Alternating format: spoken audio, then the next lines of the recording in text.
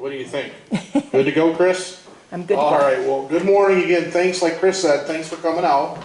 My name's Randy Simpson, for those that don't know me.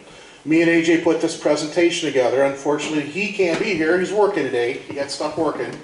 So we're missing AJ. But anyway, we put together a little presentation on the history of the ambulance service here in town. So we did one a year ago on the history of the fire department, and we had a lot of fun with it. So we've been kind of digging around and trying to learn a little bit more about the ambulance service. So let's see if we can work this gizmo here. There we go. So the AJ and Randy show.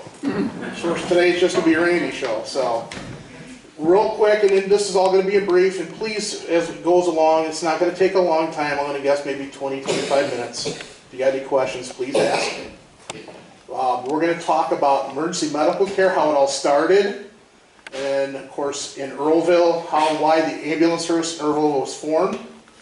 Talk a little bit about their staffing, and we do have a couple people here from the ambulance service today that are working on duty. So I'm glad to have those guys there, and kind of what the future of emergency medical care, any questions and answers you may have, and of course there's always trivia, and I enjoy that.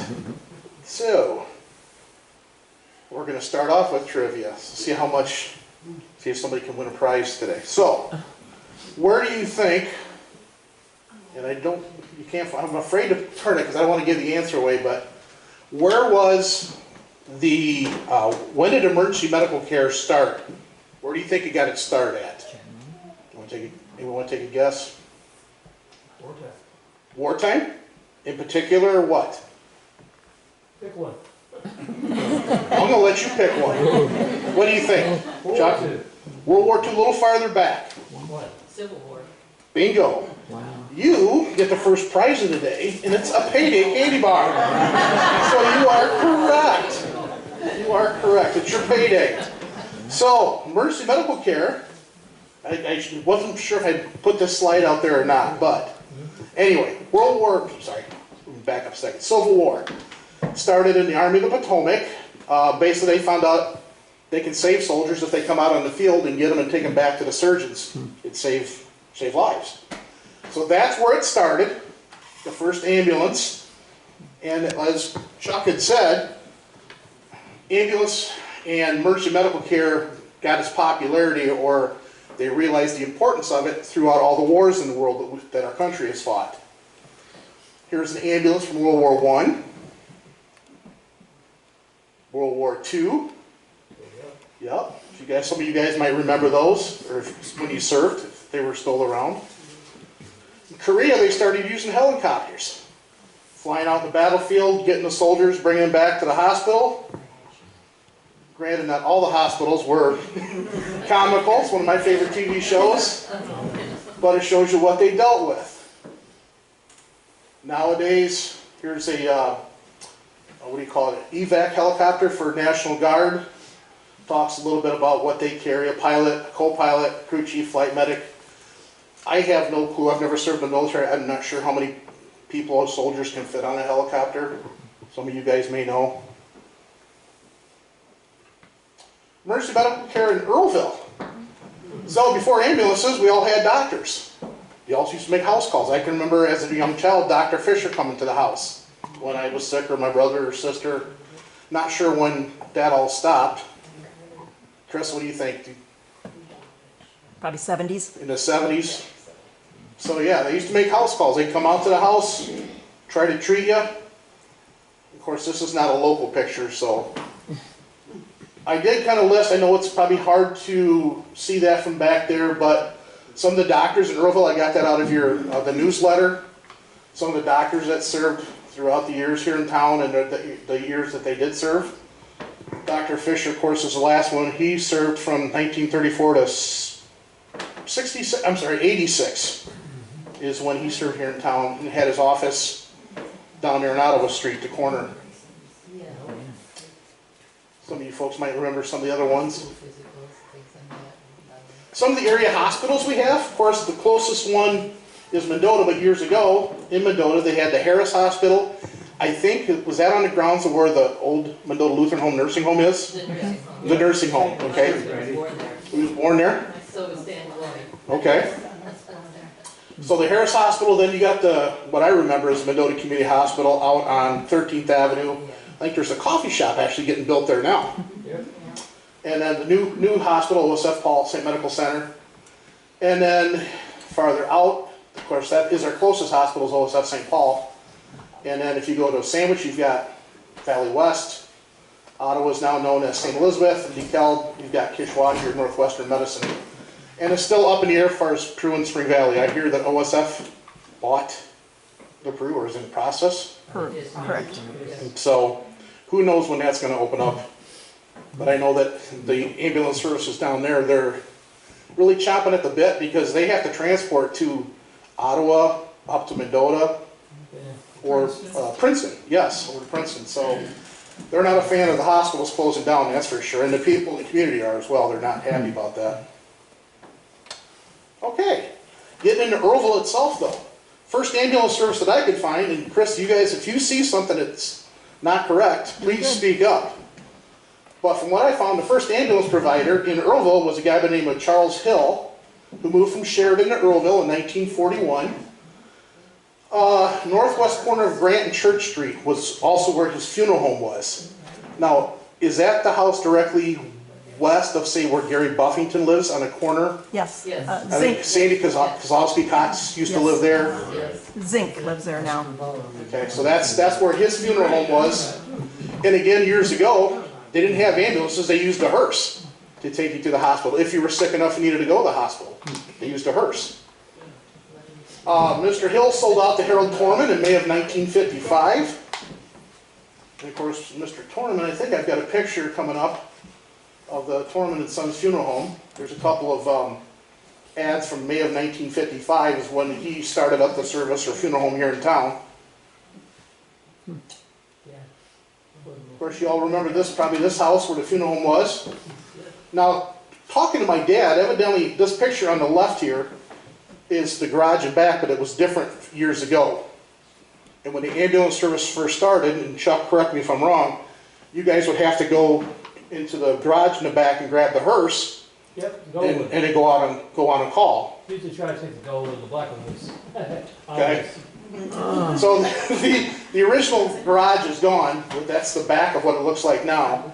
I did reach out to Paula Glass, and she was looking and trying to come up with some pictures of the old hearse, but unfortunately we couldn't come up with a picture. So it would have been nice to have that, but yeah. So that's where we had for ambulance service before the true ambulance service started.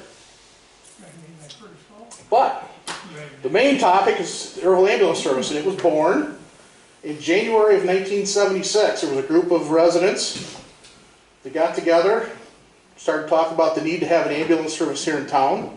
And some of these original people are here with us today. We got Chuck Jenkins, who was actually the first president of the ambulance service, is that correct? Yes. So in 1976, they decided to approach the city about having an ambulance service. They put it out in the papers. They got community members together. How can we form an ambulance? What can we do? And the thought of buying Earlville's first ambulance came up. So, I got a list here. I know it's kind of hard to read for those in back of some of the first volunteers that joined up when they started forming the ambulance service. They had 3 EMTs back then. Chuck Jenkins, William Budak, and Tom Heitman. And Chuck Jenkins is here with us today. He's Earlville's first EMT. They had 6 in training. I don't know some of these guys, the names you folks might remember. Ronald Cruz, Harold Skinner, Jerry Shepard, Bill Hill, I do remember Bill, Sharon Trump, and Rudy Timmerman were the other EMTs in training. Besides EMTs, they had nurses running with them. Mary Therese Heitman, Chris Goodred, Jane Worsley, a Daryl Campbell, and a Glenda Owens, who I don't know. Bill Walter. Okay. And then they had people that were trained in first aid. Russell Pratt, Pat Powell, Willard or Skip Osborne, Ron Domke, Melvin Cronin, James Oregon, and Marilyn Finnegan. And I think they had a whole slew of other people that joined up and volunteered their time to be either a driver or to take a first aid class. So they had quite a few. I think there was around 30-some people is what they originally had signed up to join and volunteer and belong to the ambulance service. So, I could not find a color picture, unfortunately, but this was Earlville's first ambulance. It was delivered in April of 1976. It cost 15 grand. Remember that number because we're going to talk about that. But this group of individuals in the community got together. They started having fundraisers. In the first month alone, $26,000, a little over 26 was raised in the first month. They had donations and also some of the different civic organizations in town had fundraisers. The American Legion, the Boys and Girl Scouts, the Fire Department, Lions Club, and the JCs. They all banded together. And like I said, in 1 month, the community raised 26 grand, which is amazing. But that is the first ambulance, and that was a picture I took from the newspaper. So, here's another picture. I didn't come up with, I went through the albums. The Jenkins family, Chuck has a scrapbook up here. It was great to go through and look at some of the news articles. But I could not come up with a lot of pictures of the people that were on the ambulance years ago. But there's some people on here I do remember, and others I truly don't. Frances Bridgewater, Steve Osborne, I can't think of her name, but of course there's Nancy Wald. I think that might be Marty Cronin in the back. These two ladies I recognize, I can't think of her name. Anderson, I think. Sandy Anderson would be her. Her I'm not sure. That's Janice Pratt, Dawn Osborne, Mike Heaston. There's Skip Osborne, myself, AJ, and of course Dick Wald. And Dick and Nancy here, they were huge players in the ambulance service back in, when did you folks join up? 88. 1988. How long did you guys serve? 20-some years. 20-some years. Chuck, how long were you on the ambulance service? Forever. Forever? 20 years. About 20 years. So there's a picture. I want to say that might have been either when, that was either an EMT class or maybe when we first got a defibrillator in town. I'm not really exactly sure when that picture was taken. Here's some pictures of what Earlville currently has. And both these are stored, these are over at the fire station. This one's 2006. And this one here is a 2015. This is their newest unit. Okay, one more trivia question. Who can tell me why, on the front of an ambulance, with my little pointer, why is ambulance spelled that way? Because you look in the rearview mirror and then you can see ambulance. Absolutely. So in your rearview mirror, you can see that you got an ambulance behind you. Here, you get a payday this time. There you go. Thank you. Well, yes, evidently a person can't tell that there's flashing lights in a big box behind them. So they decided to spell ambulance backwards. So, okay.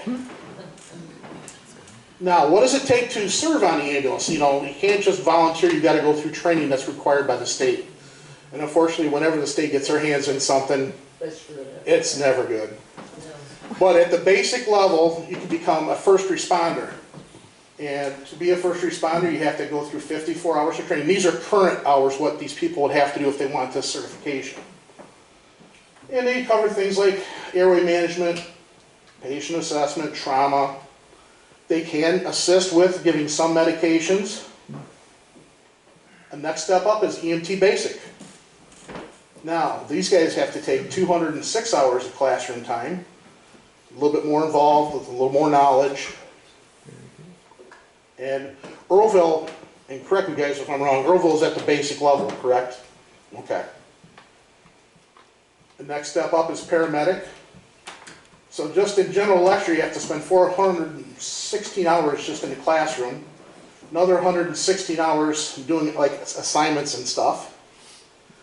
Then you got to spend 160 hours just working in the emergency room, tagging along behind a nurse or a doctor. 16 hours in like a cardiac unit, respiratory unit, pediatrics. They have to do 120 hours ride along time.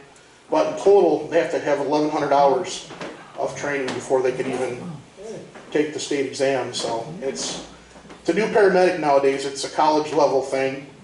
They have to do, I spend a lot. I would not want to do it anymore, no way. There's so much those guys got to know. I threw this slide up to try to explain a little bit because I know that at times when you call for an ambulance, They will call for things like an intercept, and some people don't understand what that is. So if you've got a critically injured patient or an ill patient that may need IVs or medications, they're having a heart attack or they're having problems breathing, they can call for a thing such as what's called an ALS intercept. So they're going to send out paramedics. Now, Mendota has paramedics, Somonauk, Ottawa, but Mendota, if they call for an paramedic intercept, Mendota, for example, comes out in a pickup truck. They've got cardiac monitor, drugs, things like that. I think does Somonauk meet up with an ambulance, or do they bring up?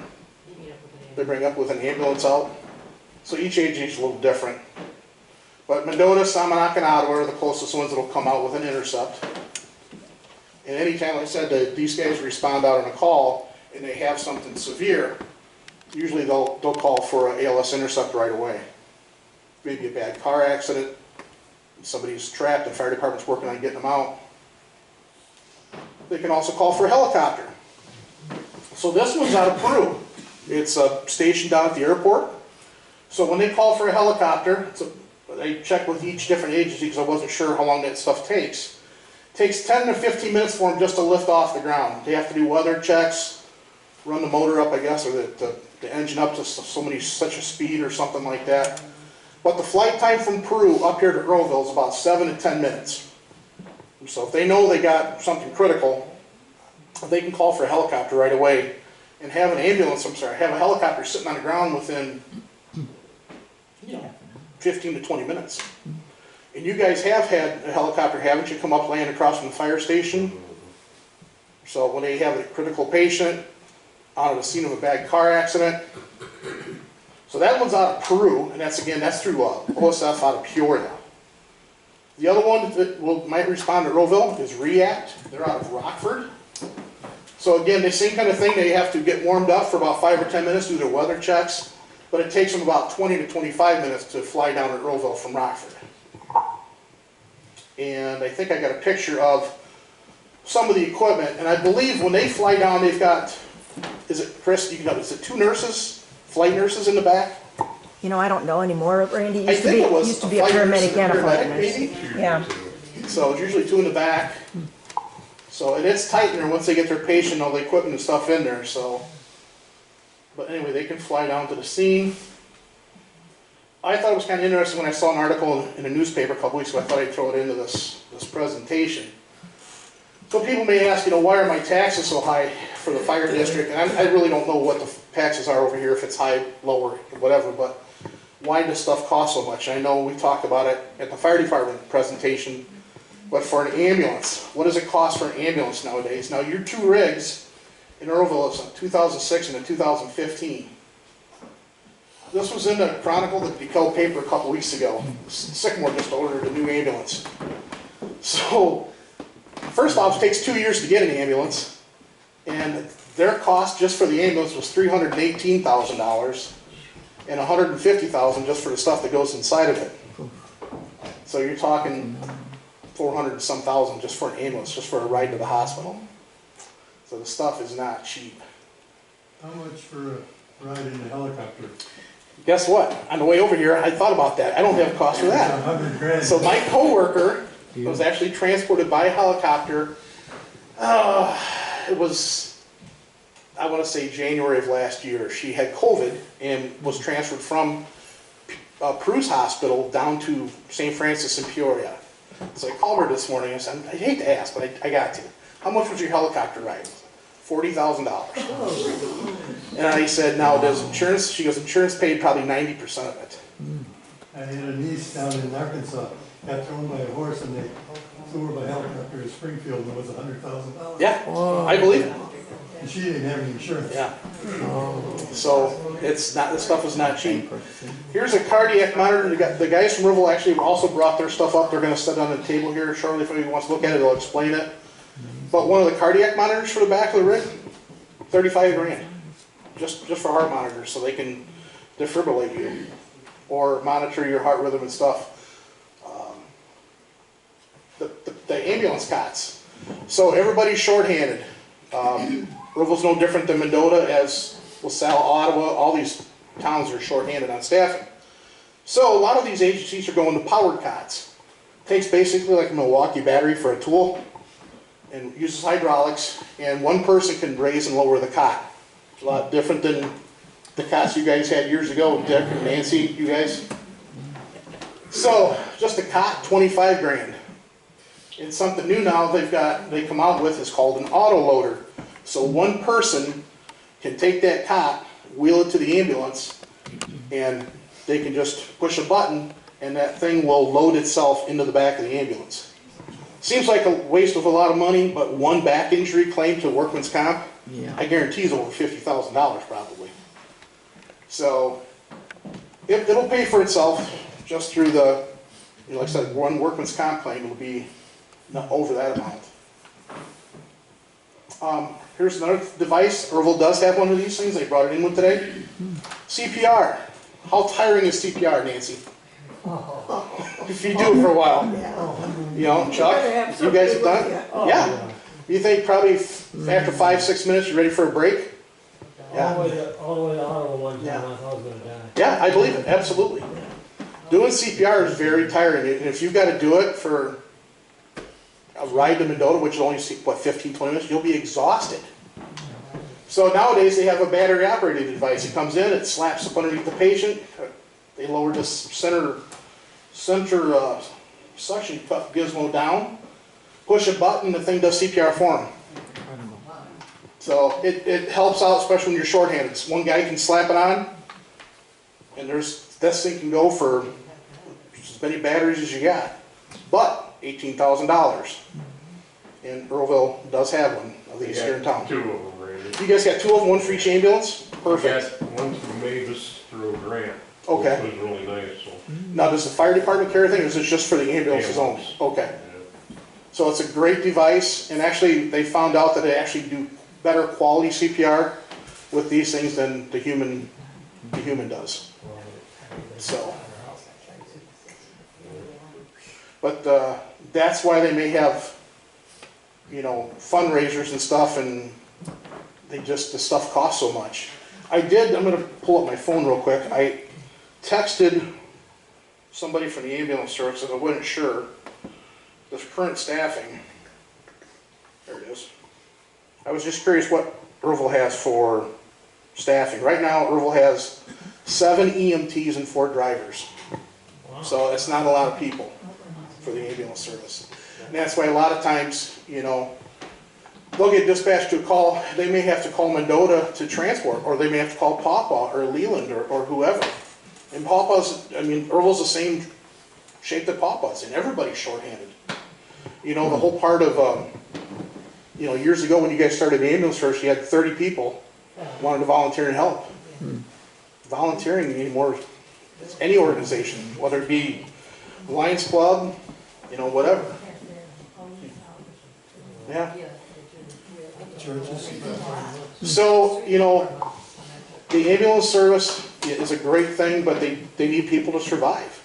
They need people to help out, and, you know, so if you know of anybody or you have interest yourself, I'm sure talking to the ambulance personnel and fire chief that can steer you in the right direction, that's for sure. But that's really it. I don't have a ton. Does anybody have any questions about the ambulance service? I did have a ton of pictures. I got news clippings, but I just couldn't find a lot of pictures on the ambulance service.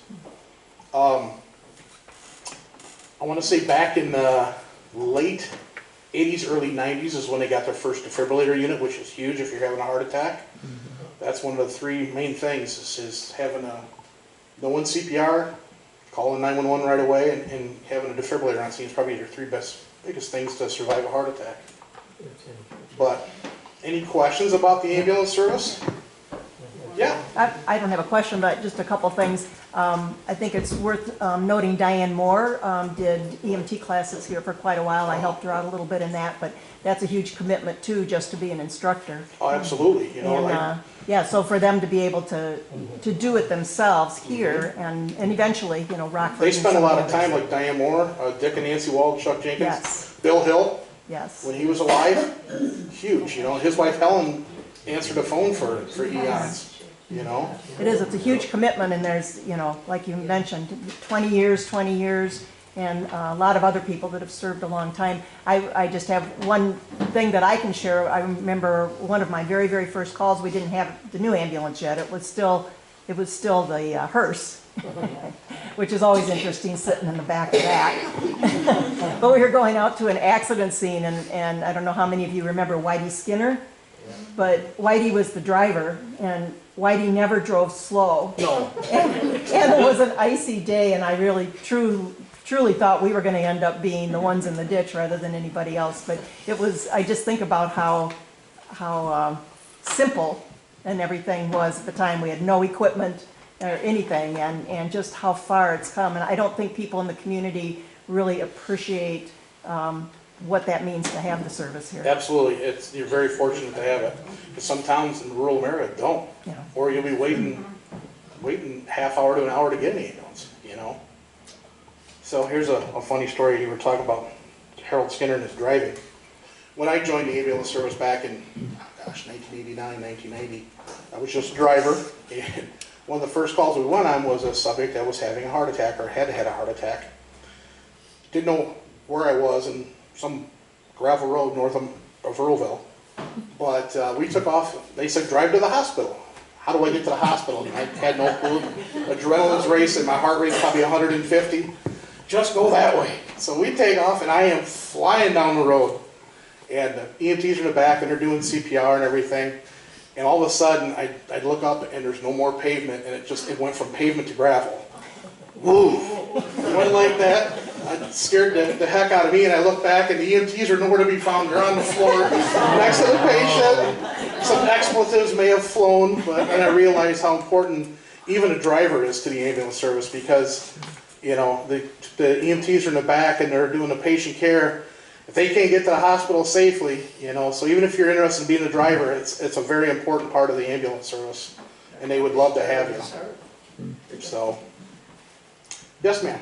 Well, yeah, I graduated with Nancy and Dick, and I quit a few years later because I put my back out. But what amazed me was they asked us to go out, and we got donations for the ambulance service during that time. For a town the size of Earlville, and I don't like asking for money, and I don't like knocking on doors, people really gave. They didn't give you a hassle. Nobody turned you away, and they were very generous. Yeah. When you come to a need, and, you know, small town America, you come to the community with a need that's truly needed, people will give. Yes, it was. You know, really maybe not 100%, but majority will give, and they'll gladly dig deep. They did. Like I said, that first month alone, you folks that went out, were raising money, went door to door, and they raised, $26,000 in 1 month. Yeah, Dick, or, sorry, Chuck. And Larry Simpson, I think, was at every house in Earlville. Hit every house in Earlville? And the only one time that we get refused, of course, that was a questionable thing anyway. Uh-huh, yeah, so, I think it's great what you folks did, because what you started years ago is still continuing to this day. After that time, $30,000 in 6 weeks, I thought that was amazing. Yeah, for a small town, that's a lot of money, you know? And I wish I knew how long that ambulance was in service for. I don't know.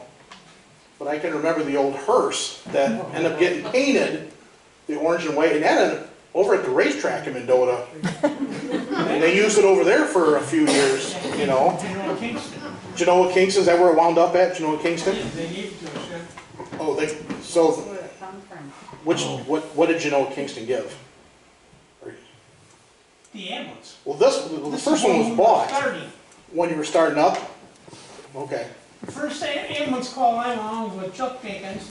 It was in the winter time, and we drove up to the funeral home, and the damn thing wouldn't start. The battery was dead.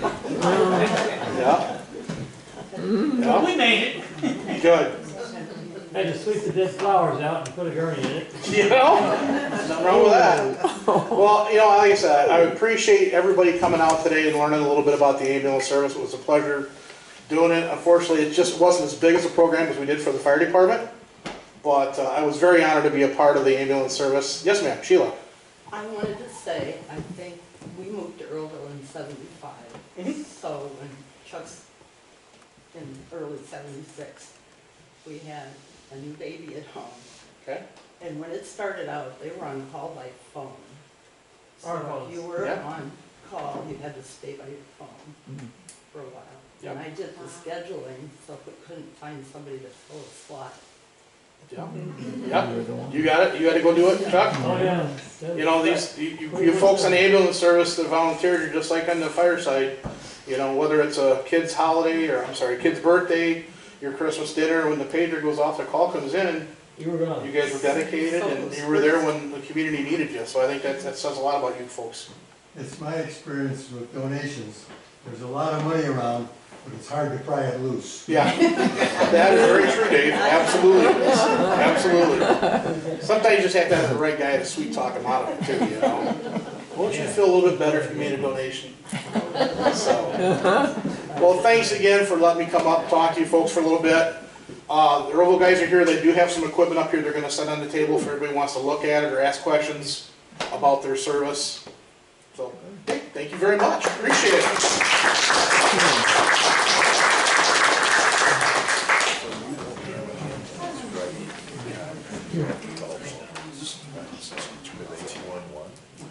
Thanks so much to Randy for putting this together. It was very interesting and always entertaining. And you know, I really encourage you all to kind of stick around. There's a lot of memories in this room, and I hope you'll take the time to talk to each other and kind of go down memory lane with that. I really appreciate Chuck coming today. Yeah, Sheila. Here, I just wanted to say, without the Simpson family, Chuck would not be here today. And Doug and Nicole. Yeah, they got me here. Well, we're very thankful that you're here, Chuck. Thank You you. know, Chuck, maybe thinking after you get back here, because you still gotta get back here.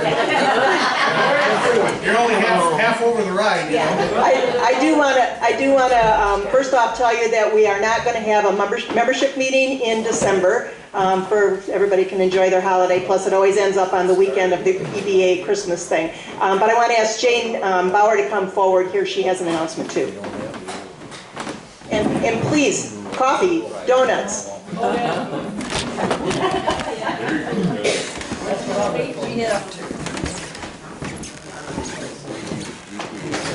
Thank you, everyone. Wednesday night, we hired a new police chief, whom we are already so proud of. And then I turn around and here is our chief, Jim Scheib, and his wife.